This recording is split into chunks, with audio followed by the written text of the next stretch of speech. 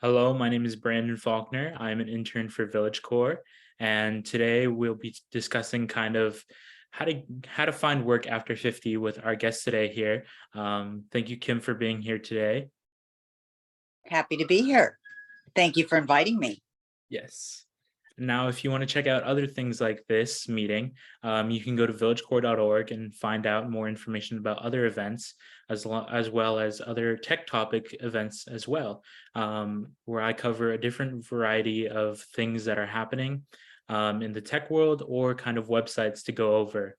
So you can find that on villagecore.org, or if you miss one of those, you can go to our YouTube channel and find those there as well.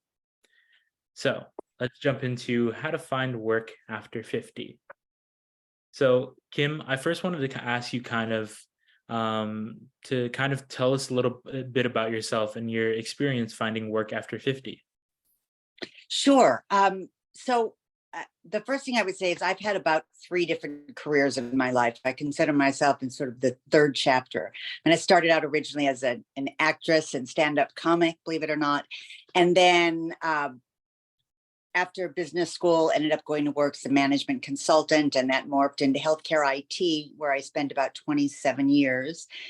And then now I'm starting my own business, so somewhat self-employed and in that sort of third chapter. But I know this topic really well. I changed jobs several times after 50. Laid off, changed jobs, multiple job offers. So I've had a good experience job hunting after 50 and definitely have an opinion and thoughts about it. And do you think it's more difficult for someone over 50 to find a job over somebody who's younger? I think that's a great question. I'm sorry, I thought the headset would work, but it's not. I think that it's easier to find a job from the perspective that you have the experience, and experience sells. That makes it easier, but in every other respect, I think it is more difficult. I think there is ageism in hiring. I think it's maybe worse now than ever. I think employers will deny it. They're not allowed to ask you how old they are. They're not allowed to give the appearance of there being any ageism, but when you come into a job situation, certainly, and they see, the wrinkles, the gray hair, the kinds of questions that they're asking is, well, how much longer is this person going to work? Or how much money are they going to expect to be paid? And I think money is a big piece of it. If you've been working and you've been at a relatively senior level, then the assumption is, well, they'll want too much money. We can't afford them. Let's hire someone younger. They also worry about healthcare benefits because people who are older begin to have some health problems that brings up the cost of healthcare, and the whole company's, healthcare benefits cost more money. So I think all of these things are deterrents for employers to hire people over 50, especially if they can get 2 or 3 college graduates for the price of one over 50 person. I also think it may be a little more difficult for men. I think it's not unusual to look at corporate page of a website and see their chief executives and their executive team and their older white men. And I think you see fewer older women. So that's my observation about that. And kind of what are the best ways that people over 50 can find a job? So I think the best way anyone can find a job, to be really, really clear, is through networking. Just work your network. I think 80% of jobs, the statistic is somewhere between 80 and 83% of jobs are obtained by people who have gotten their job through networking. I think that's even more important for people over 50 because what you're selling is your experience and your expertise. So when you know other people in your network and they can present you to a company as, hey, I worked with Kim and she's an expert at X, then that carries a lot more weight than Kim's resume showing up in the door. So I think it's important for everyone to work their network, and people should do that, from the time they first start working, but it's especially important for people over 50. And then beyond that, beyond just working your network, connecting through LinkedIn, it's attending events. alumni events. I will regularly attend USC alumni events. I got my MBA there. I'm not looking for work right now, but I still keep the network up. So I'll go to those events. Ernst & Young was a prior employer. I'll go to Ernst & Young networking events. It's just staying out there, staying connected to people, because you never know when it might be useful to work your network. And by the same token, I also think it's very important to help other people. So sometimes it turns out that you can connect other people through a networking event. So those are the things that people can do. The other thing that I think is really important is there are some pretty good websites that give you a solid answer about what companies are older person friendly. ARP is one of the organizations. ARP.org has I think they call it senior friendly organizations, that you can look up companies that are listed as senior friendly. And then you can use things like Glassdoor and ask those same questions. Look for companies that are friendly to older hirees, and also take a look at their executive teams and look at who's got a more mature executive team. And along with networking, are there any specific skills that job seekers should acquire? I think that's a great question. I think if you'd asked me the question a year ago, I wouldn't give the same answer, but I think it's really important to be very conversant in AI and Chat GPT to really understand what it is. And I say that because the world is changing. There are predictions all over the place about how many jobs are going to be replaced by AI. And it's, as many as 3 to 4 million by 2030. And that's just one of many statistics. So I think just because AI is coming along and replacing jobs like writing jobs, for example, marketing jobs, doesn't mean that there won't be a need for people who have a good solid foundation in AI and ChatGPT and know what it is, to be able to operate at the executive level and know how to use it. So I would say people should, everyone over 50 as well, should really understand what it is. The other thing is soft skills. And I think that people place too much emphasis on different certifications compared to having communication skills, having people management skills, listening skills. So I think it's really important to have soft skills and develop those. And those are things most people over 50, hopefully, if they've been in the workforce for a while, they have them by now. But cultivate them, advertise them, brand them. And then the other thing, business intelligence and analytical tools, because it's always useful, even in a leadership role, to really be able to understand analysis. And then finally, the most obvious is project management, because when all else fails, there's always a freelance project management job. And are there any specific steps along with these skills that people should follow in their job searches? So it depends on why they're job searching. If someone is job hunting because they're in a job they hate, it's a little bit different than if you're job hunting because you just got laid off and you really have to have an income stream fast. So the first thing I would say is the most important thing is really take time to smell the flowers, especially if you've been laid off or have an impending layoff. Just take time to take a step back and reassess and think about what you're really passionate about. I'm a firm believer in following your passion. So it's taking that time to think about, what is it I really want to do? I hate this I'm in and I want to do something else. So what is that? That's kind of one thought that I have. The other thing is maybe make lists. What are about, and I've done this, what are the things about my job that I like? And what are the things that I don't like? Because what I really like is what I want to do. And what I don't like is what I hope is not part of a job description for my next opportunity. So I think making lists is a good thing. The other thing is definitely identify target companies. I mean, I've done that as well. Instead of just randomly, let me go do a search and see who's hired, see what jobs are out there. It's who would I really like to work for? Well, I spent this much time at, this company.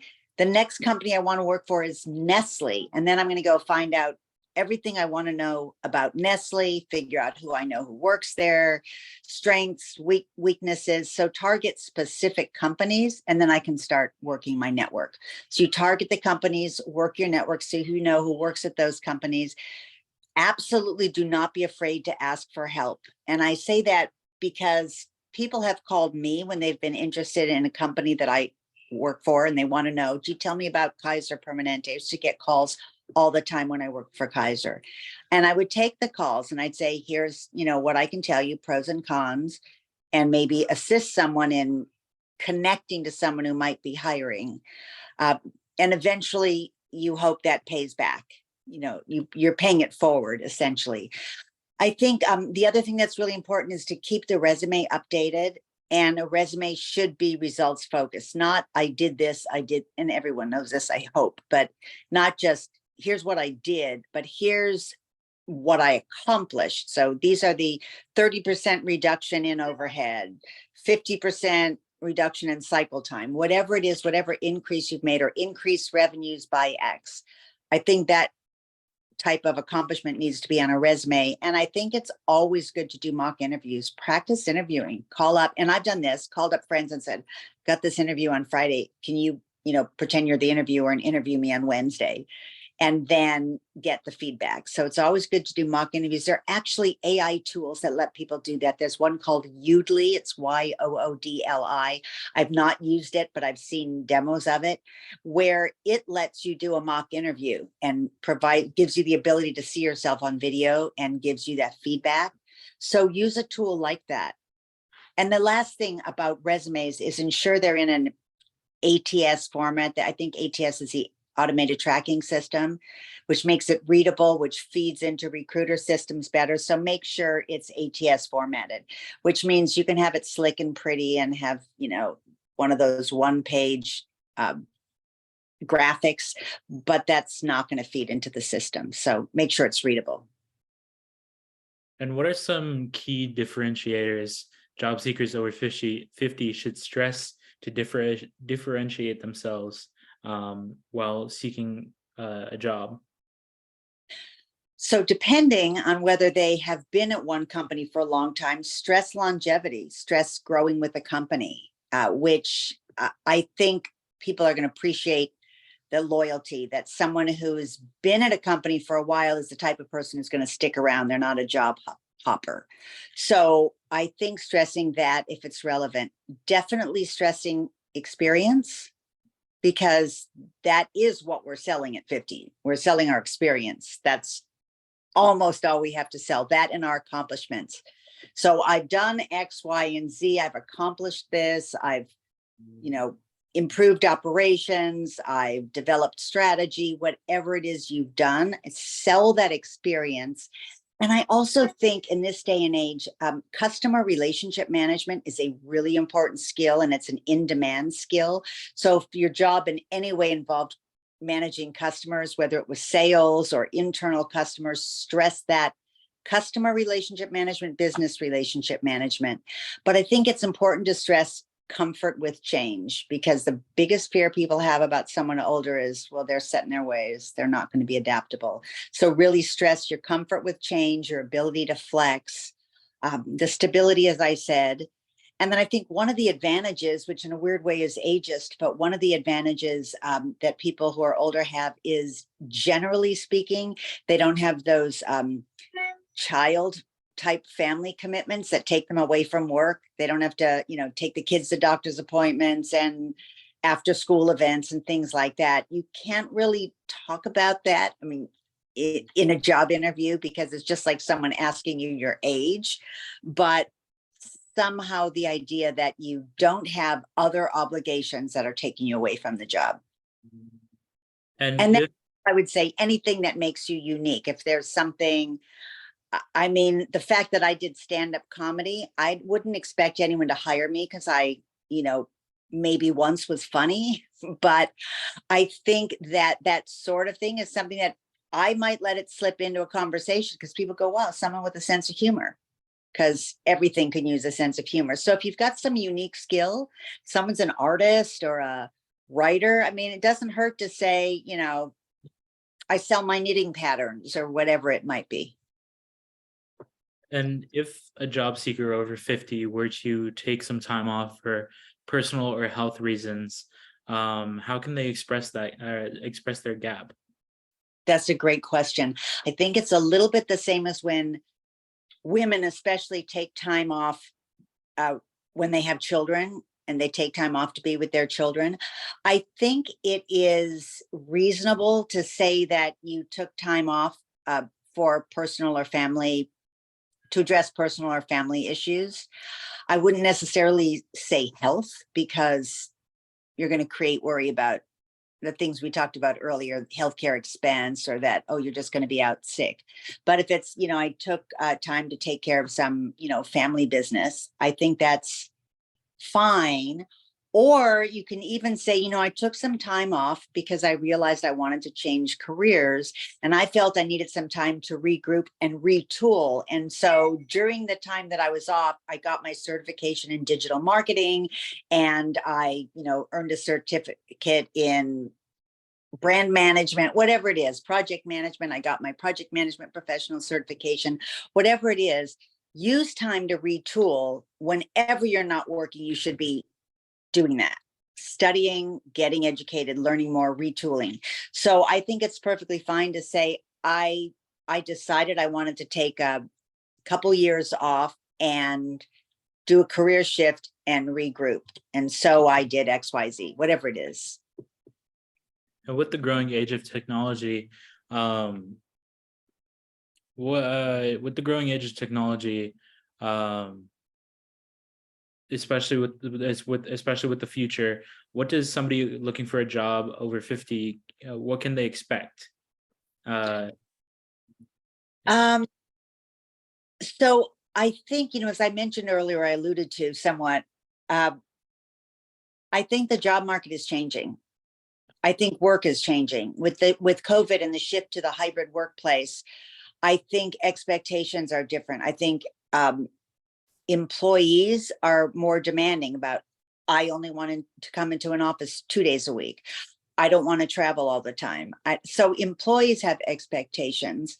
And then employers, in contrast, sometimes have the expectation of, okay, you don't have to come into the office every day, but you're going to be traveling 50% of the time because we want you to go to the client site or whatever it is, depends on what the business is.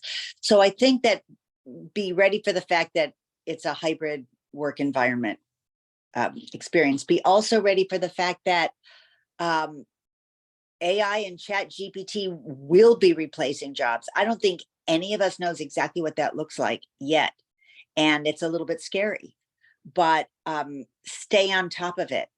I think the other thing that's really important, and sometimes if someone's been laid off, it's too late to give this advice, but always have an emergency financial reserve. Set money aside, that sort of rainy day fund, slush fund. Sometimes you set that money aside and it's like, oh, gee, I didn't plan on having to live on that for a year while I was job hunting. But if you're really looking for a job, it could take a year to find the right job. It could take a while.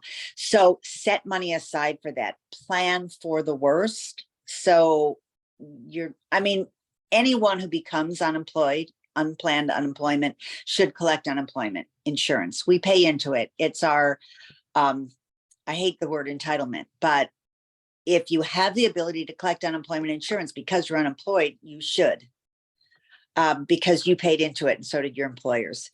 That's one thing. But the other thing is, when you get jobs, is better time management, especially as jobs become remote and you're working from home. It's really easy to, one, either never get up out of your chair or get up out of your chair all the time. So you just need to manage the time when you're sitting in your own home office, and you have to learn to give yourself time. You know, when I worked for Providence, one of our policies was every meeting ended 5 minutes to the hour. So people had at least 5 minutes between meetings. Otherwise, you're going without a break and you get burnt out. So I think you have to, you know, time management to avoid burnout. And then I also think the really important thing, you mentioned technology, is you really have to always stay at the leading edge of technology. So it's not enough to, oh, I know Microsoft Office. It's not enough. You have to keep staying on top of whether it's your marketing tools or customer relationship management, business relationship management, whatever the tools are, or engineering tools. You have to stay on top of the latest technology. And this will be our final question before we enter the questioning period. So what should job seekers over 50 do to align their passions when looking for work? Great question. And I kind of went through this after I was laid off from my last job, and I had been for months trying to figure out, what am I going to do next? You know, do I want to look for another job or what? And I had so many friends of mine say, oh my gosh, there's so many things you love doing. You should follow your passion, because everyone knew that I love writing. And I published a newsletter for about 3 years that's a social justice oriented newsletter. So they know my passion for social justice, for writing, and sort of that's what you should be doing. And so for me to be, you know, doing healthcare IT and system implementation and managing, it was not something that I was passionate about any longer. So I think you have to ask yourself the question, what do I love doing? If I could do anything I wanted in the whole world, what would it be? And then you have to say, okay, that's not realistic for me to be a singer. So, I mean, for me, that would be very unrealistic because I can't sing. But then I'd have to say, okay, what's the next best thing? Maybe I can't sing, but maybe I want to be in, you know, opera management or whatever it is. Think about what your passions are. What would you love doing, you know, all day long? And then figure out if it makes money. I mean, you've got to figure that out as well, because passion doesn't always put food on the table. I know that from pursuing an acting career. It doesn't necessarily put food on the table. But I think take the time to figure out what you love and go after it. Very interesting. Well, thank you for all this. Sure. Is there anybody with any questions? Yes. Kim, that was so informational. I really enjoyed it. I have 2 questions. The first one is, how does one over 50 prepare for a job interview and then a job itself, from the respect that they might be interviewing with people half their age and Right. reporting to people half their age? So Right. how do you dress? How do you mentally prepare yourself to not be condescending, not roll your eyes when they ask a question that just does not make sense to you? Right. Oh gosh. That's a great question. That's a really good question. I think, you know, preparing for the interview, what I've done when I prepared for interviews is you know, God bless LinkedIn. I really use it. I go look up anyone who might be interviewing me, because usually you have the interviewer's name. I look them up. I figure out what they've done, but I also look at recommendations people have given them. So what do people say about them? And then I look at who they're connected with to see if we have any connections in common. And then I might reach out to someone. I think I did this with your husband. I think I reached out that I'm interviewing with this person. What can you tell me about him? What should I expect in the interview? So do all that stuff the same way you would with any interview.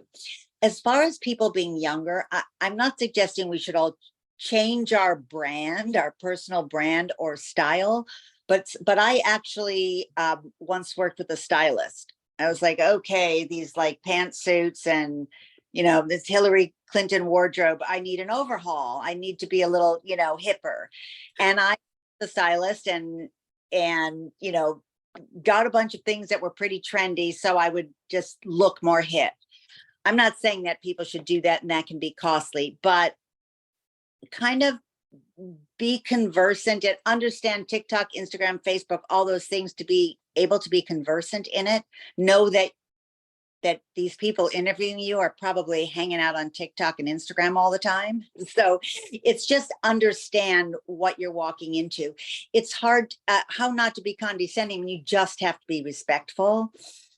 I think one of the things that's really important, and I learned this, I don't want to say the hard way, but is if you're interviewing for a job that's at a much lower level than what you had before, because gee, I only want to work for 3 or 4 more years and I just want income. So I'm going to interview for a job that reports to someone who's 3 levels lower than what I just was, which I did. And the interview did not go well. And maybe I don't know if I rolled my eyes, but certainly I thought, gosh, these people are going to fail at what they're doing because they're not taking fundamental necessary steps that I know they should be doing. So you have to park your ego at the door. And I probably didn't park my ego at the door. Park your ego at the door. Know that they're going to be looking at you as this older person set in your ways, and you have to just be fresh. You know, again, do mock interviews, practice, but be fresh, be youthful, if that makes any sense. Fast, talk fast, you know, but friendly, smile a lot. And that's the best advice I can give. But it's hard. Yes. And you had another. Karen, go ahead. Oh, I'm sorry. I'm just curious. You had suggested staying up on technology. What's the best way to go about doing that?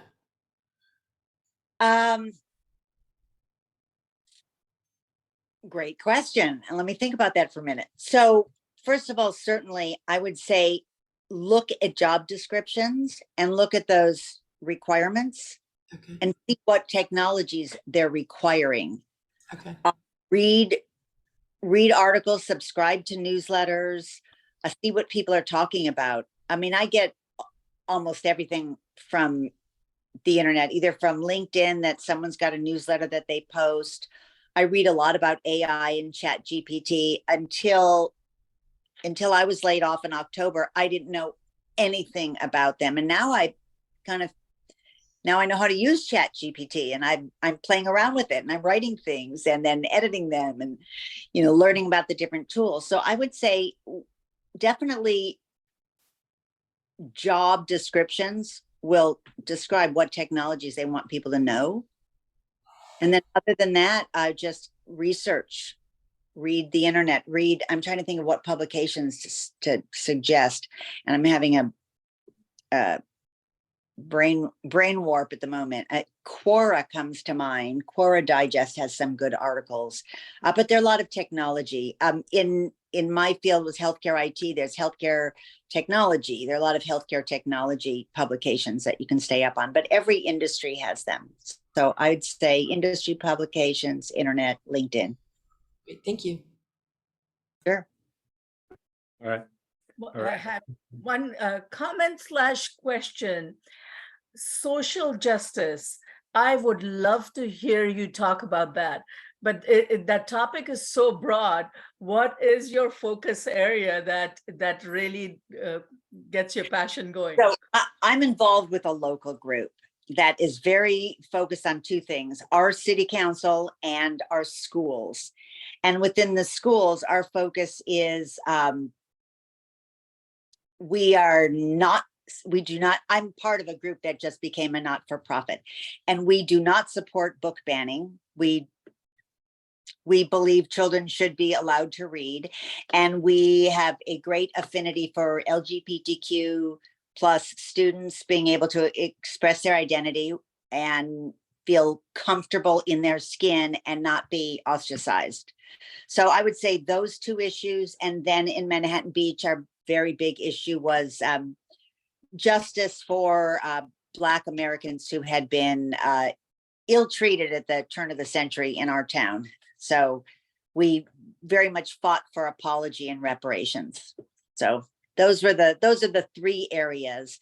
But definitely from a social justice perspective, I feel that our country is heading in a direction of persecuting all the underserved. And I think it's really important to stand up for people. Well, thank you, Kim. You're welcome. All the work you were doing. You're welcome. So that is all the time that we do have. Thank you so much, Kim, for being here. I learned a lot myself, and I'm not approaching that age yet. So It's very Well, interesting to learn this stuff. most of what I said applies to anyone job hunting, Yeah. but even more so for people over 50. Yeah. Well, thank you so much. You're And so once again, for anybody watching this, you can check us out on villagecore.org, or you can check out Kim and some of her stuff that she's done. Just look her up. And you can find us on YouTube or anywhere else, especially with the events. Find us on Village Core to get more interviews like this and tech topics. And you can learn a lot more. So thank you. Thanks so much.